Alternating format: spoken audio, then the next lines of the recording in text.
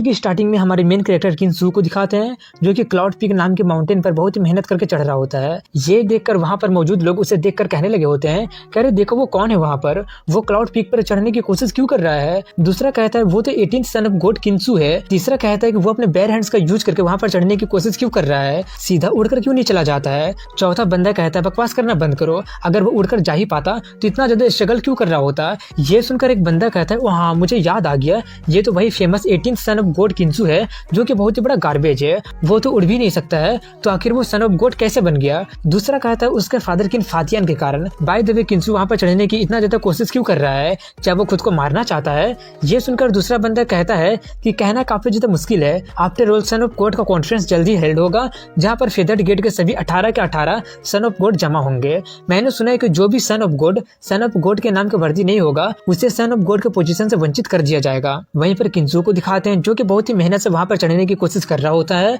लेकिन तभी एक चील आकर उसके सर पर बैठ जाती है। ये देखकर उसका दिमाग काफी ज्यादा खराब तो हो जाता है और वो किसी तरह से उसे वहां से भगाकर चढ़ना जारी रखता है और वो काफी ज्यादा मेहनत करने के बाद वो टॉप पर चढ़ जाता है और चढ़कर चैन की सांसें लेता है और कहता है कि फाइनली मैंने सक्सेसफुली साइन इन कर ही लिया। उसके पास एक सिस्टम होता है जो कि सक्सेसफुली साइन इन करने के लिए उसे कंग्रेचुलेशन कहता है और रिवॉर्ड के तौर पर उसे एक ऐसा दानत्यान देता है जिसमें अनलिमिटेड स्पिरिचुअल पावर होता है और वो कभी भी खाली नहीं होगा। ये देखकर किनसू काफी ज्यादा सरप्राइज हो जाता है और उसके साथ साथ वो काफी ज्यादा खुश भी हो जाता है और वो कहता है कि ये तो वही लेजेंडरी दानत्यान है जिसे पाने के लिए एंशिएंट एम्परर भी बहुत ही ज्यादा मेहनत किया करते थे। अगर किसी को पता चल जाता है कि ये मेरे पास है तो वो तो जलकर मार ही जाएगा। वो उसे लेकर कल्टीवेट करके अपने बॉडी में उसे अब्जॉर्ब करने लगता है जिससे वहां पर बहुत ही ज्यादा मात्रा में स्पिरिचुअल एनर्जी आने लगती है। ये देखकर वहां पर आसपास मौजूद जितने भी लोग होते हैं वो काफी ज्यादा हैरान हो जाते हैं कि आखिर वहां पर हो क्या रहा है। वहां पर तो अभी 18th सन ऑफ गॉड चढ़ा था, क्या वहां पर कोई हेवनली ट्रेजर तो नहीं था ना जिसके बारे में हम लोग नहीं जानते हो, नहीं तो वो इतना ज्यादा मेहनत करके चढ़ाई क्यों था।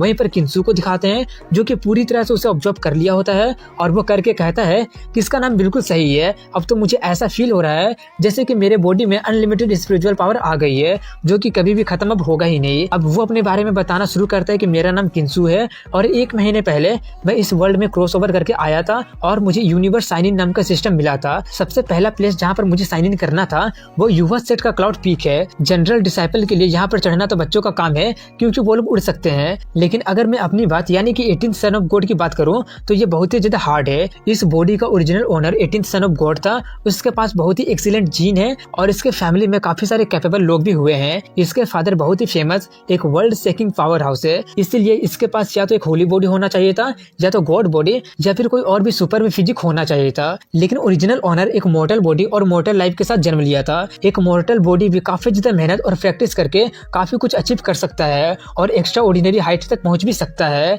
लेकिन ये सच्चाई जान करके उसके पास एक मॉर्टल बॉडी और एक मॉर्टल लाइफ है, वो काफी ज्यादा उदास रहा करता था और कल्टीवेट बिल्कुल करता ही नहीं था, जिसके कारण वो पूरा का पूरा एक कचरा का डब्बा बनकर रह गया और वो एक दिन एक्सीडेंटली मारा गया। और तभी मैं क्रॉस ओवर करके इसके बॉडी को टेक ओवर कर लिया हूँ। वो तो अच्छा हुआ कि मैं अपने प्रीवियस लाइफ में एक रॉक क्लाइंबर था, लेकिन ये क्लाउड पीक काफी ज्यादा ऊंचा और काफी ज्यादा खतरनाक था, लेकिन पूरे 1 महीने तक कोशिश करते रहने के कारण और काफी सारे एक्सपीरियंस गेन करने के कारण मैं सक्सेसफुली आज इस पर चढ़ ही गया। इसी के साथ वो अपना कहानी बताना बंद करता है। तभी सिस्टम उससे कहता है कि मैं काफी सारा टास्क और साइन इन लोकेशन तुम्हें इशू करूंगा, जितना ज्यादा स्पेशल जगह होगा रिवॉर्ड भी उतना ही ज्यादा जेनरस होगा। कोई कोई जगह सिर्फ एक ही बार साइन इन किया जाएगा और कोई कोई जगह रिपीटेडली साइन इन किया जा सकता है, लेकिन उसका रिवॉर्ड धीरे धीरे कम ग्रेड का होता चला जाएगा और ये क्लाउड पीक पर तुम रिपीटेडली साइन इन कर सकते हो। ये सब सुनकर वो कहता है अब यहाँ पर कल आकर दोबारा साइन इन करूंगा और वो नीचे देखकर कहता है अगर उड़ने की बात करूं तो मुझे बिल्कुल भी उड़ना नहीं आता है और चढ़ना तो आसान था लेकिन उतरना काफी ज्यादा हार्ड है। तभी वहां पर एक सेंटेंस अपनी होली मेडन के साथ आती है, उसे देखकर किनसू उसे हेलो कहता है और बताता है कि याउची सेंटेंस का स्टेटस भी हम सन ऑफ गॉड जितना ही है, लेकिन याउची में सिर्फ एक ही होली मेडन है जो सेंटेंस का फेवर रिसीव कर पाई है। वहीं पर होली मेडन कहते हैं कि 18 सन्स ऑफ गॉड का ग्रेट मीटिंग हेल्ड होने वाला है और मेरे मास्टर मुझे स्पेशली यहाँ पर आकर सब कुछ ऑब्जर्व करने के लिए कही है। तभी किनसू होली मेडन को अपने पास बुलाता है, वो उसके पास जाकर पूछती है क्या हुआ। किनसू उसी को शॉर्ट पर बैठकर कहता है कि क्या तुम मुझे नीचे तक राइड दे सकती हो। ये देखकर वो काफी ज्यादा शर्मा जाती है। वहीं पर ये देखकर सेंटेंस का दिमाग काफी ज्यादा खराब हो जाता है और वो चिल्लाने लगती है कि होली मेडल काफी ज्यादा नोबेल है, वो कैसे तुम्हारे साथ एक ही शॉट पर राइड कर सकती है। ये देखकर आउटसाइडर वाले क्या सोचेंगे। होली मेडन पैनिक होते हुए कहती है कि 18th सन ऑफ गॉड का कल्टीवेशन काफी अच्छा नहीं है, इसलिए मैं इसे राइड दे सकती हूँ, लोग ज्यादा कुछ नहीं कहेंगे। ये सुनकर किनसू और ज्यादा फ्लर्टी बनते हुए उसे हेल्ड करते हुए कहता है कि मेरा कल्टीवेशन बहुत बहुत ही ज्यादा लो है, अगर मैं तुम्हें होल्ड नहीं करता हूँ तो मैं गिरकर मारा भी जा सकता हूँ, तुम समझ रही हो ना। ये देखकर वो शर्म के मारे पानी पानी होने लगी होती है। तो वहीं पर ये देखकर सेंटेंस का दिमाग और ज्यादा खराब हो जाता है और वो अपना शोल्डर निकालते हुए कह रही होती है कि अपना हाथ जल्दी से वहां से हटाओ, आखिर तुम्हारी हिम्मत कैसे होगी उसकी डिसरिस्पेक्ट करने की, अब तो तुम्हें मरना ही पड़ेगा। वहीं पर होली मेडन थोड़ी सी शर्माते हुए उससे कहती है मैं समझ सकती हूँ। ये सुनकर उसका दिमाग और ज्यादा खराब हो जाता है और वो ना चाहते हुए भी उससे अपना शॉट वापस रखना ही पड़ता है। और वो सोचती है कि सभी लोग कहते हैं कि 18th सन ऑफ गॉड बहुत ही बड़ा लूजर है, लेकिन आज मैं देख ही लूं कि ये कितना बड़ा मूर्ख है। इसके बाद दिखाते हैं कि वो लोग वहां से जाने लगे होते हैं और किंसु आसपास का नजारा देख ही रहा होता है कि तभी सिस्टम कहता है कि साइन इन प्लेस रिफ्रेश हो गया है और अगला साइन इन करने का जगह है क्लाउड क्लिफ स्टोन कार्विंग। ये सुनकर वो उससे पूछता है आखिर हम लोग जा कहाँ पे रहे हैं। वो बताती है कि सन ऑफ गॉड का कॉन्फ्रेंस होने में अभी थोड़ा सा टाइम बचा हुआ है, इसलिए मैं क्लाउड क्लिफ स्टोन कार्विंग पर जा रही हूँ। युवा गेट का यूना स्टोन कार्विंग का ओरिजिन काफी ज्यादा मिस्टीरियस है, वो हेवन के अपॉर्चुनिटी को कंटेन्स करता है, मैं वहाँ पर जाकर कुछ सेंस करना चाहती हूँ। ये सुनकर वो काफी ज्यादा खुश हो जाता है और वो उसे पकड़ते हुए कहता है क्या कोइंसिडेंट है, मैं भी वहीं पर जाना चाहता था। वो शर्माते हुए कहते हैं कि तुम्हें मेरी इतनी क्लोज आने की जरूरत नहीं है। वो कहता है कोई बात नहीं, सेफ्टी सबसे पहली आनी चाहिए। वहीं पर ये सब देखकर सेंटेंस का दिमाग और भी ज्यादा खराब होने लगा होता है। इसके बाद यूना रॉक कार्विंग को दिखाते हैं जहाँ पर 11th सन ऑफ गॉड होता है जिसका नाम द्वान जिनफे होता है। तभी एक बंदा 11th सन ऑफ गॉड से पूछता है कि क्या होली मेडन सच में यहाँ पर विजिट करने आएगी। वो कहता है ऑफकोर्स याओची की मेडन मेरी रिक्वेस्ट पर यहाँ पर ऑब्जर्व करने जरूर आएगी। ये सुनकर वहाँ पर मौजूद सभी लोग बातें करने लगे होते हैं कि याओची की मेडन काफी ज्यादा नोबेल है, वो तो काफी ज्यादा प्योर है, सिर्फ 11th सन ऑफ गॉड ही उससे अपने आप को पूरी तरह से दिखा सकते हैं। मैंने सुना है कि होली मेडन याओची में ही पली बड़ी है और वो आज तक किसी भी लड़के से बात तक नहीं की है, लेकिन वो 11th सन ऑफ गॉड के कहने पर यहाँ पर आ रही है। 11th सन ऑफ गॉड तो काफी ज्यादा महान है। अपने बारे में इतना सारा तारीफ सुनकर वो चने के झाड़ पर चढ़ गया होता है और उनसे कहता है कि वो सच में काफी ज्यादा प्योर और काफी ज्यादा सेंटली है। वो आज तक किसी भी मैन के कांटेक्ट में नहीं आई है, सिर्फ सन्स ऑफ गॉड ही वो मैन है जो उसके कांटेक्ट का वर्दी है। मैं अगर दूसरे सन ऑफ गॉड की बात करूँ तो होली मेडन से बात करना तो तुम भूल ही जाओ, वो लोग तो उसे अभी तक देखे भी नहीं होंगे। तभी वो लोग देखते हैं कि वो लोग वहाँ पर पहुंचने वाले होते हैं, लेकिन वो लोग नोटिस करते हैं कि होली मेडन के पीछे कोई बैठा होता है। ये देखकर उन्हें कुछ भी समझ में नहीं आ रहा होता है कि ये सब क्या हो रहा है। और जैसे जैसे वो लोग करीब आते जाते हैं वो लोग देखते हैं कि वो तो एक लड़का है।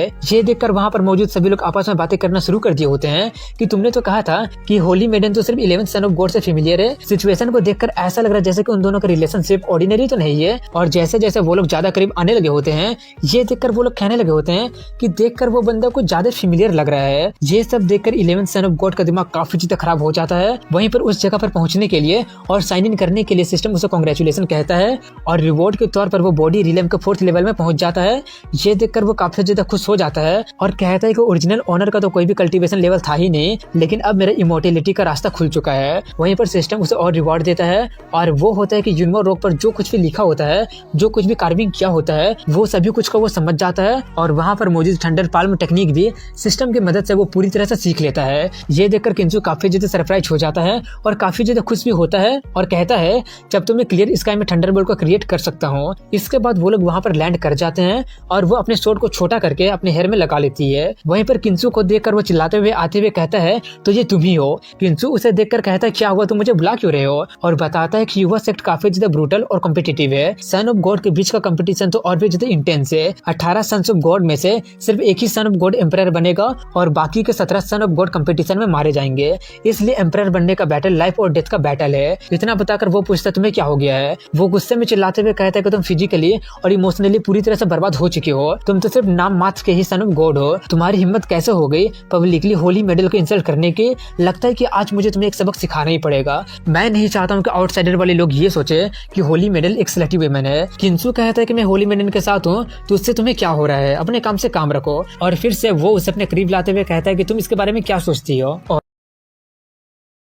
एपिसोड की शुरुआत में दिखाते हैं कि किंसु 11th सन ऑफ गॉड से कहता है कि मैं भी यहाँ पर क्लाउड क्लिफ कार्विंग के बारे में जानने आया हूँ, क्यों क्या मैं यहाँ पर नहीं आ सकता हूँ, क्या ये पॉसिबल हो सकता है कि ये जगह तुम्हारे फैमिली से बिलोंग करता हो। ये सुनकर 11th उसका मजाक उड़ाते हुए कहता है क्या तुम भी इसके बारे में जानना चाहते हो, मजाक मत करो यार, भूल भी जाओ, मैं तुम्हें यहाँ पर देखना भी नहीं चाहता हूँ, अगर तुम मुझे फॉलो करना चाहते हो तो तुम कर सकते हो। ये बोलकर वो जाकर होली मेडन को बताने लगता है कि मैंने इसके बारे में कई सालों तक पढ़ाई किया है और युवा सेक्ट के कुछ एंसेस्टर को छोड़कर क्लाउड क्लिफ कार्विंग स्टोन के बारे में मुझसे ज्यादा और कोई भी नहीं जानता है।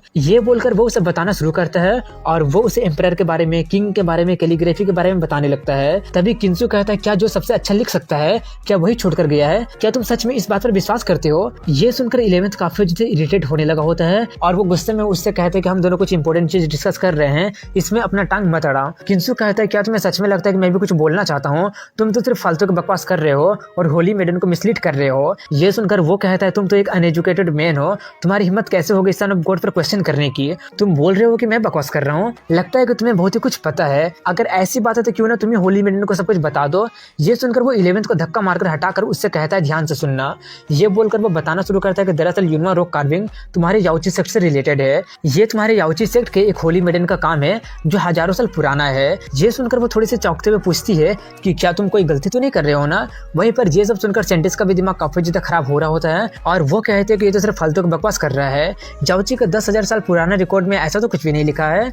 ये सब सुनकर 11th भी कहता है कि किंसु का वर्ड पूरी तरह से अनट्रस्टवर्दी है, उसके बातों पर विश्वास करके अपना टाइम बर्बाद मत कीजिए। एक होली मेडन कैसे हेवन की मिस्ट्री को एक्सप्लेन कर सकती है? तभी किंसु 11th का मजाक उड़ाते हुए कहता है क्या मैंने तुमसे पूछा? ये बोलकर वो फिर से बताना शुरू करता है कि 1000 साल पहले याओची में फेरी बिक्सी नाम की एक होली मेडन थी जो कि याओची से मिसिंग थी। उस वक्त फेरी बिक्सी जोंगयांग स्क्रिप्चर जो कि तुम्हारे याओची के 5 स्क्रिप्चर में से एक है उसे लेकर चली गई थी। ये सुनकर वो कहते हैं कि वो स्क्रिप्चर तो अभी तक मिसिंग है जो कि हमारे याओची सेक्ट के लिए थोड़ी सी दुख की बात है। वहीं पर वो आगे बताता है कि फेरी बिक्सी युवा सेक्ट के मास्टर से प्यार करती थी, लेकिन कुछ समय के बाद युवा सेक्ट के मास्टर अपने दाव को परस्यू करने के लिए फेरी बिक्सी से दूर होते चले गए थे, लेकिन फाइनल रिजल्ट ठीक नहीं था। शायद उनका हार्ट का डीमन गायब नहीं हुआ था और वो कल्टीवेट करते करते एक डीमन में बदल गए थे और इवेंचुअली मारे गए थे। जब फेरी बिक्सी को इसके बारे में पता चला था तो उसका दिल ही टूट गया था और वो काफी ज्यादा उदास हो गई थी और वो अपने सैडनेस को दिखाने के लिए ये युवा रॉक कार्विंग बनाई थी। ये सब सुनकर 11th ताली बजाते हुए कहता है कि 11th sun of God cultivation में तो गधा है, लेकिन कहानी सुनाने में तो सबका नानी है। लेकिन किंसु उसके बातों को इग्नोर करते हुए मेडन से पूछता है कि क्या तुम्हें भी मेरी बातों पर यकीन नहीं हो रही है? वो कहते हैं कि फेरी बिक्सी सच में अचानक गायब हो गई थी और लेजेंड भी कहते हैं कि वो प्यार में थी, लेकिन याओची के रिकॉर्ड में ऐसा कुछ भी मेंशन है ही नहीं। तभी 11th कहते हैं कि इसका ओरिजिन चाहे जो भी हो, लेकिन इसने जो कहानी बनाया है वो तो सिर्फ एक कहानी ही रहेगा और हमें ये समझना है कि आखिर दाव के आगे क्या है। ये सब सुनकर सेंटिस कहते हैं कि 11th जो कह रहा है वही सच है। वहीं पर 11th कह रहा होता है कि अगर मैं सच बोलूं तो 20 साल के इनलाइनमेंट के बाद मुझे पता चला है कि यूनवा स्टोन में एक सेट ऑफ पाल्म टेक्निक लिखा हुआ है और मैंने उसका 1/3 हिस्सा भी सीख लिया है और कुछ ही टाइम में मैं उसे पूरा भी सीख लूंगा। ये सब सुनकर सेंटिस कहते हैं कि 11th सन ऑफ गॉड सच में काफी ज्यादा टैलेंटेड है और ये युवा सेट के सन ऑफ गॉड पोजीशन के लिए भी बिल्कुल वर्दी है। और किंसु की तरफ इशारा करते हुए कहती है किसी और की तरह नहीं जो कि सिर्फ कहानियां बताता है। वहीं पर 11th कहता है कि मैं सिर्फ कहता ही नहीं हूँ बल्कि मैं करके भी दिखाता हूँ। ये बोलकर वो उस पाल्म टेक्निक को परफॉर्म करके दिखाता है जिसमें से बहुत ही कम मात्रा में थंडर को वो क्रिएट कर पाता है। ये देखकर मेडन कहते हैं कि ये एक विजन द्वारा अकम्प्लिश किया जाता है और अभी इसका विजन थोड़ा सा वीक है, बट ये पूरी तरह से यूनवा रॉक के ओरिजिन को इलस्ट्रेट करता है। वहीं पर वो अपना पाल्म टेक्निक को दिखाकर कहता है कि ये तो सिर्फ 1/3 हिस्सा है जो मैंने अभी तक सीखा है। और वो किंसु का मजाक उड़ाते हुए कहता है क्या तुमने वो देखा? इसके बारे में तुम क्या सोचते हो? ओ मैं तो भूल ही गया था, तुमसे पूछने का कोई फायदा तो होने वाला है नहीं क्योंकि तुम्हें ये सब कहाँ समझ में आता है। तभी किंसु कहता है अगर मैं सच बोलूं तो वो सच में गार्बेज था। तुमने जो परफॉर्म करके दिखाया है उसे 1/3 नहीं बल्कि 1/10 बोलना भी झूठ होगा। ये सुनकर वो काफी ज्यादा भड़क जाता है। वहीं पर किंसु कहता है तुमने 20 साल में सिर्फ इतना ही सीखे हो, अगर मैं तुम्हारे जगह पर होता तो शर्म के मारे खुद को मार चुका होता। ये सब सुनकर वो काफी ज्यादा भड़क चुका होता है और वो चिल्लाने लगा होता है कि तुम तो काफी ज्यादा घमंडी, गवार और अनस्किल हो, इसलिए तुमसे तो कुछ बोलना होपलेस होगा। उसे इतना ज्यादा गुस्सा देकर वो उसका मजाक उड़ा रहा होता है। वहीं पर सेंटिस किंसु की तरफ इशारा करते हुए कहती है कि वो तो बहुत ही बड़ा गधा है। वहीं पर 11th कहता है कि हम सबको पता है कि तुम किस तरह के इंसान हो, तुम ये फैक्ट बिल्कुल भी चेंज नहीं कर सकते हो कि तुम इनकम्पिटेंट हो। तुम बोल रहे हो कि मैं स्लो हूँ, क्या तुम्हारे पास एबिलिटी है इसे पूरा सीखने के लिए? मुझे तो सच है कि तुम इस रोक पर लिखे हुए एक वर्ड को भी समझ नहीं पा सकते हो। किंसु कहता है ठीक है यार, मैं तुम लोगों को दिखाई देता हूँ। ये बोलकर वो बताता है कि यूनवा रॉक पर जो टेक्निक लिखा हुआ है उसका नाम क्लियर स्काई थंडरबोल्ट पाल्म है। ये सुनकर 11th कहता है कि तुम सिर्फ फेंक रहे हो। किंसु उसके बातों को इग्नोर करते हुए कहता है कि मैं तुम लोगों को पहला स्टाइल करके दिखाता हूँ। ये बोलकर वो उसका यूज करके वहाँ पर थंडर ला देता है। ये देखकर वहाँ पर मौजूद सभी के सभी लोग बहुत ही ज्यादा चौंक जाते हैं और काफी ज्यादा हैरान भी हो गए होते हैं। वहीं पर किंसु कहता है कि क्लियर स्काई थंडरबोल्ट पाल्म में टोटल 7 स्टाइल है। आज मैं तुम लोगों को सभी 7 के साथ रिहर्स करके दिखाता हूँ ताकि तुम लोगों की आंखें खुली की खुली रह जाए। ये बोलकर वो एक एक करके सभी के सभी स्टाइल को रिहर्स करके उन्हें दिखा देता है। ये देखकर वहाँ पर जितने भी लोग मौजूद होते हैं सभी के सभी दंग रह गए होते हैं। वहीं पर किंसु 11th से कहता है कि क्या तुम्हें अब समझ में आ गया ना? ये सुनकर 11th काफी ज्यादा ह्यूमिलिएट हो गया होता है और काफी ज्यादा चौंक भी गया होता है और वो अभी भी कह रहा होता है कि ये तो इम्पॉसिबल है, ऐसा तो हो ही नहीं सकता है। किंसु कहता है क्यों, क्या मैं दोबारा कर करके दिखाऊं। और मेडेन से कहता है कि इस तरह के लोग हार स्वीकार करते ही नहीं है। क्या अब तुम्हें विश्वास हो गया है कि ये क्लिफ स्टोन फेरी वृक्ष छोड़कर गई है? तभी 11th काफी गुस्से में उसके तरफ आते हुए कहता है कि तुम जरूर ये पहले से प्रैक्टिस किए होगे, नहीं तो तुम्हारे इतने सालों के परफॉर्मेंस को देखते हुए तुम ये कैसे कर सकते हो? तुम जरूर एडवांस में ही इसे सीक्रेटली प्रैक्टिस कर लिए होगे और फेरी वृक्ष वाला कहानी बनाकर होली मेडेन को डिसीव करने की कोशिश कर रहे हो। किंसु उसका हाथ हटाते हुए कहता है अगर तुम्हें अभी भी विश्वास नहीं हो रहा है तो तुम इसके बारे में क्या कहते हो? ये बोलकर वो इस स्टोन पर अपना थंडरबोल्ट से हमला कर देता है, जिससे वो स्टोन डिस्ट्रॉय हो जाता है और इसमें से उनका वही याओची सेट का जोंगयान सूत्रा निकलता है। ये देखकर वो दोनों काफी ज्यादा हैरान हो गए होते हैं कि ये तो असली वाला है। किंसु उसे मेडेन को देते हुए कहता है क्या ये रियल है? ये देखकर वो काफी ज्यादा हैरानी से कह रही होती है कि ये तो सच में असली है। अब इसके वजह से हमारे पांचों स्क्रिप्चर फिर से एक साथ आ जाएंगे, प्लीज किंग ईयर का वर्शिप एक्सेप्ट करो। वहीं पर वो सेंटेंस भी ना चाहते हुए भी उससे कहती है कि मैं गलत थी, कुछ देर पहले जो कुछ भी मैं कही थी उसके लिए प्लीज मुझे माफ कर दो। तुम एक स्लटी पर्सन बिल्कुल भी नहीं हो, प्लीज मेरा वर्शिप एक्सेप्ट करो। लेकिन वो उसे पूरी तरह से इग्नोर करते हुए मेडेन को अपने पास लाते हुए कहता है तो तुम्हारा नाम किंग ईयर है, अब से मैं तुम्हें सिस्टर किंग ईयर बुलाया करूंगा। ये देखकर सेंटेंस का दिमाग फिर से और भी ज्यादा खराब होने लगा होता है और वो अपना तलवार निकालते हुए कहती है कि अभी मैंने तुमसे जो कुछ भी कहा मैं उसे वापस लेती हूँ। वहीं पर किंसु 11 से पूछता है कि क्या तुम्हें अब गुस्सा आ रहा है? ये देखकर उसका दिमाग और भी ज्यादा खराब हो चुका होता है और वो बहुत ही ज्यादा शर्मिंदगी महसूस कर रहा होता है, इसलिए वो गुस्से में अपने पैर को पटकता है, जिसके कारण वहां पर बचा हुआ स्टोन का टुकड़ा उसी के ऊपर गिर जाता है। ये देखकर किंसु उसका मजाक उड़ाते हुए कहता है कि शर्म के मारे वो अपना चेहरा दिखाने लायक नहीं रहा, इसलिए वो शायद अपने आप को दफनाने की कोशिश कर रहा है। वहीं पर 11 बहुत ही गुस्से में निकलता है और अपने मन में कहता है कि किंसु तुम बस इंतजार करना। ये बोलकर वो वहां से भाग जाता है। ये देखकर किंसु उसे बाय बाय कहता है और किंग ईयर को अपने साथ हैंगआउट करने के लिए इनवाइट करने ही वाला होता है कि सेंटेंस उसे ले जाते हुए कहती है मुझे माफ कर देना, बट इन्हें जाकर स्क्रिप्चर के बारे में रिपोर्ट करना है। ये बोलकर वो उसे लेकर चली जाती है। वहीं पर सिस्टम उससे कहता है कि साइन इन लोकेशन रिफ्रेश हो गया है और अगला साइन इन जगह है दोंगयू ग्रैंड सेरेमनी। ये सुनकर वो कहता है इसका नाम सुना सुना तो लग रहा है लेकिन याद नहीं आ रहा है, लगता है कि किसी से पूछना पड़ेगा। ये सोचकर वो वहां से जंप करके वहां से जाने लगता है और कहता है तो ये है बॉडी कल्टीवेशन का लेवल 4, अभी मैं उड़ तो नहीं सकता हूँ लेकिन चलने से तो अच्छा ही है। यही बोलकर वो वहां से जाने लगा होता है लेकिन कोई उसका पीछा कर रहा होता है। वहीं पर वो जंप करके युवा गेट के अंदर जाने ही वाला होता है कि तभी कोई वहां पर आकर उसका पैर पकड़ लेता है, जिसके कारण वो वहीं पर गिर जाता है। ये देखकर किंसु चिल्लाने लगा होता है आखिर किसकी इतनी हिम्मत हो गई सन ऑफ गॉड पर हमला करने की। वहीं पर वो बंदा उठते हुए कहता है कि ये मैं हूँ लॉगो। उसका नाम सुनकर उसे थोड़ा सा अजीब लगता है क्योंकि उसका मतलब होता है कुत्ता। वो उससे पूछता है क्या तुम एक डीमन डॉग हो? वो बंदा कहता है क्या डीमन डॉग? ये मैं हूँ गावन सैंग। उसका नाम सुनकर वो सोचता है कि इस बॉडी की मेमोरी के अकॉर्डिंग ये बंदा ओरिजिनल ओनर का दोस्त है, इसका मतलब ये कोई अच्छा बंदा नहीं है। इतना सोचकर वो उससे पूछता है क्या हुआ, तुम मुझे क्यों ढूंढ रहे हो? वो बंदा बताता है कि आप बहुत ही बड़े मुसीबत में पड़ गए हैं। दरअसल ओरिजिनल ओनर किंसु पूरा का पूरा कचरा का डब्बा था, वो कोई भी कल्टीवेट वल्टीवेट नहीं क्या करता था, लेकिन वो बीस्ट गर्ल डीमन गर्ल सभी तरह की लड़कियों के साथ सिर्फ मजा ही करता रहता था। इसलिए कुछ सन्स ऑफ गॉड किंसु को मजा करने के लिए बीस्ट गर्ल डीमन गर्ल लाकर दिया करते थे और उसके बदले वो लोग किंसु से सेट का ट्रेजर को चोरी करवाया करते थे और ये गांव इनमें मिडिल मैन का काम किया करता था और अच्छा खासा पैसा छापा करता था। और एक बार वो लोग मदर ऑफ गॉड के स्टैचू को चोरी करवाए थे लेकिन वो लोग उन्हें संभाल नहीं पाए थे, जिसके कारण वो स्टैचू टूट गया था और इसका ब्लेम वो लोग किंसु पर ही डाल दिए हैं। वहीं पर गांव उससे कहता है कि मून डायनेस्टी का 7th प्रिंस आपके लिए एक मैसेज भेजा है कि जल्दी से जल्दी डिवाइन ग्लोरी के 3 आइटम लेकर आओ, नहीं तो मैं तुम्हें नहीं छोड़ूंगा और मैंने तुम्हें जो फेरी बटरफ्लाई दिया है मजे करने के लिए वो भी वापस ले लूंगा। ये सब सुनकर किंसु कहता है ये तो काफी ज्यादा इरिटेटेड है। ये बोलकर वो वहां से जाने लगता है। ये देखकर वो पूछता है आखिर आप जा कहाँ पे रहे हैं, आपको जल्दी से एक डिसीजन लेना ही पड़ेगा। वो 7th प्रिंस काफी ज्यादा एरोगेंट और डोमिनियरिंग है, अगर आप उसे एक सेटिस्फैक्टरी आंसर नहीं देते हैं तो वो आपको बिल्कुल भी नहीं छोड़ेगा और आप बाकी के सन ऑफ गॉड से बिल्कुल अलग है, आपके पास तो कोई भी कल्टीवेशन बेस है ही नहीं। अगर वो आप पर हमला कर देता है तो आप क्या करेंगे, आपके पास फाइट वेट करने का पावर तो है ही नहीं। ये सुनकर किंसु उस पर अपना थंडरबोल्ट से हमला करते हुए कहता है कि क्या तुम्हें सच में लगता है कि मैं फाइट बैक नहीं कर पाऊंगा? और यही बोलने के साथ एपिसोड की शुरुआत में दिखाते हैं कि किंसु उसे अपने थंडर से मार देता है, जिसके कारण वो रोल करके नीचे गिर जाता है और वो उससे पूछता है क्या तुम्हें अभी भी लगता है कि मेरे पास फाइट बैक करने की ताकत नहीं है? ये देखकर वो थोड़ा सा चौंक जाता है और हैरानी से पूछता है कि आपने कल्टीवेशन करना कब स्टार्ट कर दिया? आप तो पहले बिल्कुल भी कल्टीवेट नहीं क्या करते थे, लेकिन अचानक आप इतना ज्यादा ताकतवर कैसे बन गए?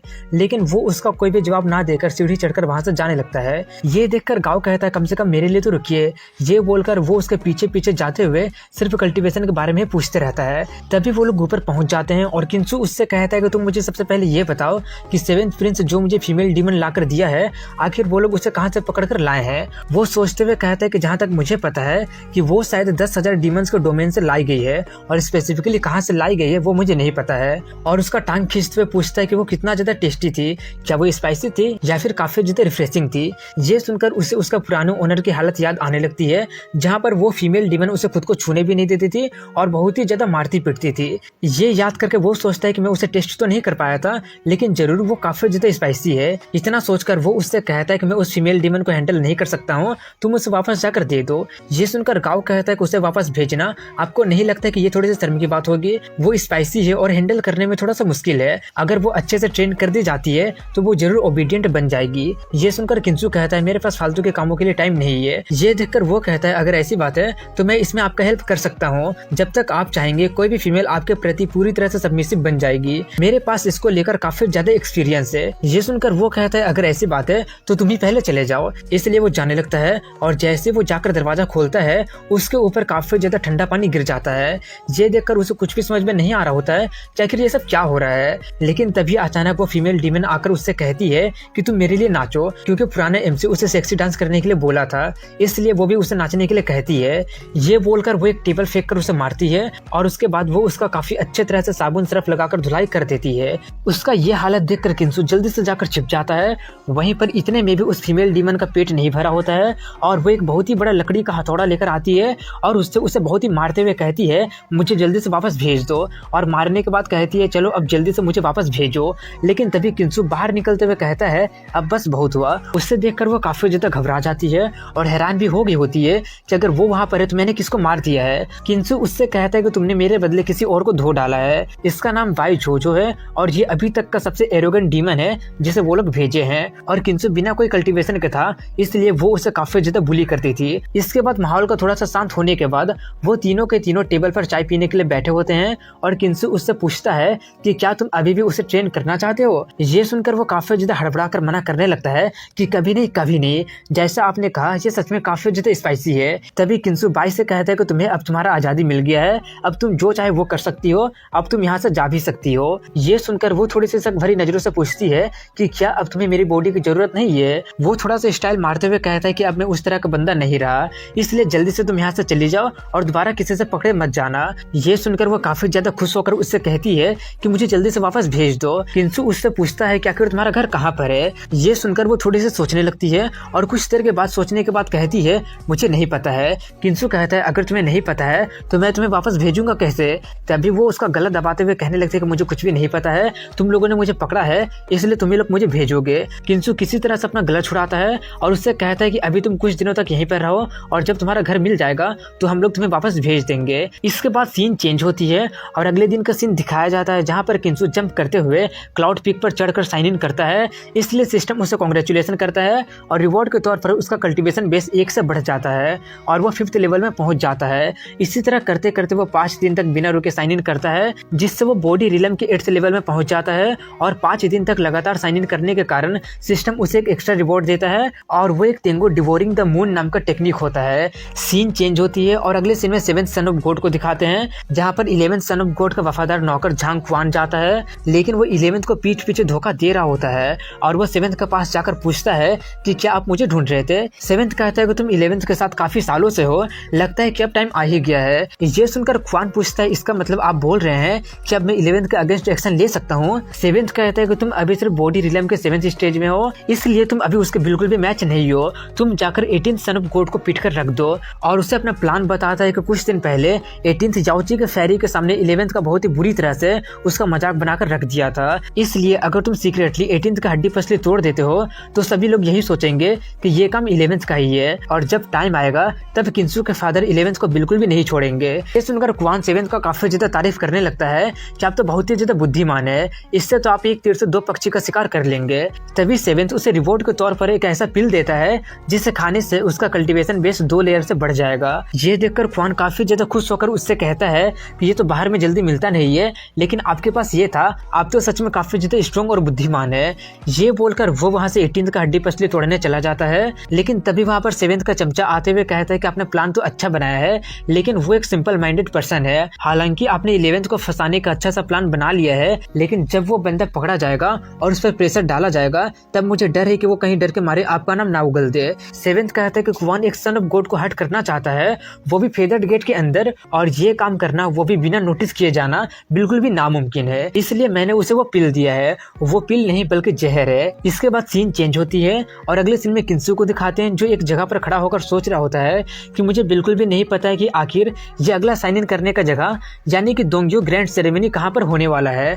मैंने कई सारे लोगों से पूछा लेकिन किसी को भी नहीं पता है। कहीं इसका मतलब सिस्टम से किसी तरह का कोई गलती तो नहीं हो गया है ना। यही सोचते सोचते वो वहां से जा ही रहा होता है कि तभी क्वान अपने चेहरा को अच्छी तरह से ढककर एक चाकू और तलवार लेकर उसके सामने खड़ा हो जाता है और उसे रुकने के लिए कहता है। ये देखकर किंसू कहता है कि फेदर्ड गेट के अंदर लूटने की कोशिश, ये तो काफी ज्यादा रेयर सीन है। वहीं पर वो बंदा किंसू से कहता है कि चुपचाप वैसे ही खड़े रहो और मुझे तुम्हारा हाथ पैर तोड़ने दो, नहीं तो तुम्हें जान से मारने के लिए मुझे ब्लेम मत करना।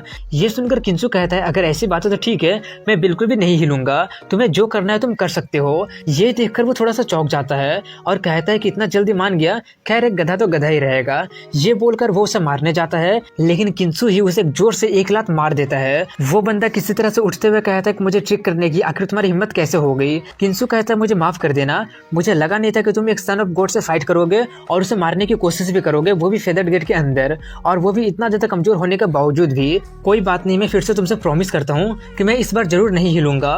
वो बंदा काफी ज्यादा भड़क गया होता है और वो उस पर हमला करने आते हुए कहता है कि अब मैं अपना 70% पावर का यूज करने वाला हूँ, अब तुम अपना पूरा पावर दिखा दो। तभी किंसू उस पर अपने थंडर पाल्म का यूज करके उस पर अपना बिजली से हमला कर देता है, जिससे उसका हालत काफी ज्यादा खराब हो जाता है और वो कांपते हुए कह रहा होता है कि मुझे इसकी उम्मीद बिल्कुल भी नहीं थी कि सन ऑफ गॉड अपने बातों से मुकर जाएंगे। किंसू उसके सर पर अपना हाथ फेरते हुए कह रहा होता है कि मुझे भी इसकी उम्मीद बिल्कुल भी नहीं थी कि तुम इतना बड़ा गधा होगे। तभी वो बंदा किंसू से दूर होकर अपने मन में कहता है कि लगता है कि उसका कल्टीवेशन बॉडी रिलम के 7th स्टेज में पहुंच गया है, लगता है कि अब मुझे इसका यूज करना ही पड़ेगा। ये बोलकर वो इस पिल को खा लेता है और उसके तरफ बढ़ते हुए कह रहा होता है कि अब मैं तुम्हें दिखाता हूँ कि।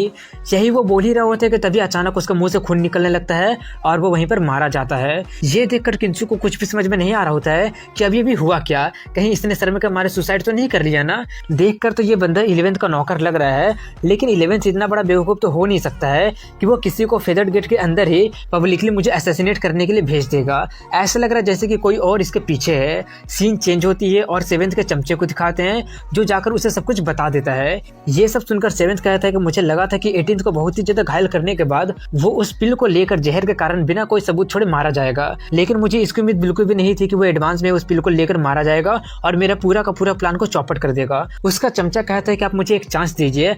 अब जबकि 18th का फादर फेदर्ड गेट के अंदर में नहीं है तो उसे पीट कर उसका सन ऑफ गॉड का सर्टिफिकेट लेना काफी ज्यादा आसान होगा। सभी 18 के 18 सन ऑफ गॉड के सर्टिफिकेट को जमा करने के बाद ही कोई सन ऑफ गॉड के पास सन ऑफ एम्परर का पोजीशन में प्रमोट होने का चांस रहता है। 7th कहता है कि अब जबकि ये प्लान फेल हो गया है तो थोड़ा सा रुक जाते हैं। फेदर्ड गेट में 18 सन ऑफ गॉड है, जितना जल्दी हम स्ट्राइक करेंगे दूसरों को उससे उतना ही ज्यादा फायदा होगा।